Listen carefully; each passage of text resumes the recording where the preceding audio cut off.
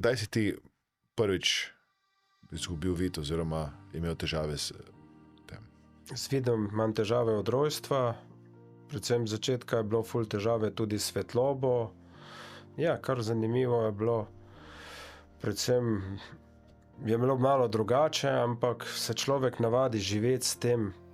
In jaz pravim, vsak bo prišel lahko na moje, jaz na tvoje ne pridem. In s tem pač živim. Potreboval sem tudi sam, da sem sprejel to okvaro z vidom tudi v normalnem življenju, kjer pač živimo.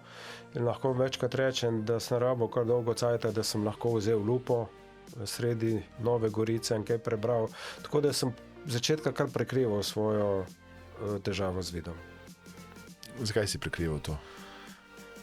Kaj pa vem, mogoče je tista manj vrednost, nezaupanje vase in predvsem potem, ko sem leta 2001 se le odločil, da bom postal predsednik medobčinskega društva slepih in slabovidnih, sem začel razmišljati drugače in to zadevo tudi spremenil.